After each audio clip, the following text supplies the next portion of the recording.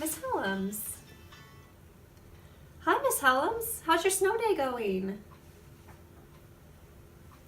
Yes, I'm getting bored too. I've already run 3 miles and I built a gingerbread house and I'm on the 7th Harry Potter book, so I'm running out of things to do. Yes, I would love to reflect on that lesson from last week. I'm always ready to talk about teaching. Okay. Yes, I'm pulling up the lesson plan right now. My students loved using their data to make a scatter plot comparing the grizzly bear population in Yellowstone National Park over a period of years to determine if grizzly bears should be delisted from the endangered species list. How did you think it went this year compared to last year? Remember last year we taught this unit at the same time the science teachers taught about population variation to predict survival? We had to change our approach for teaching it this year since the science teachers haven't taught that unit yet. We changed our lesson to include some data about grizzly bears, what it means to be a species that's endangered, and what and who determines if the species is delisted.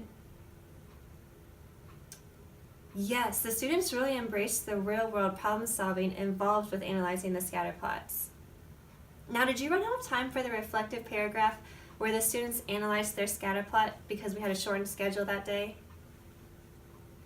I did too, so I thought about my options and I asked myself, do I eliminate the reflective paragraph and just assess them on their ability to make a scatter plot, or do I continue the lesson the next day to allow students time to compare their scatter plots with one another and draw conclusions about similarities and differences between the graphs in order to decide for themselves if grizzly bears should be delisted?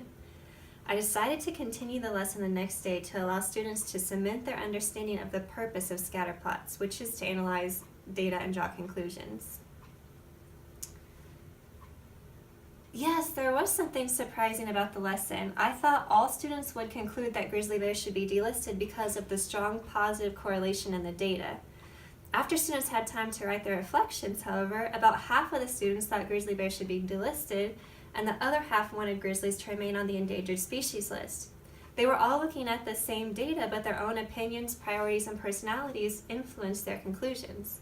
This allowed for engaging discussion and a dramatic reveal when I showed them the NPR article that declared in June 2017 grizzly bears were delisted. Thanks so much for calling. I missed working with you on this snow day. What are you going to do for the rest of the day? Yes. Oh, that sounds fun. I think I might learn guitar.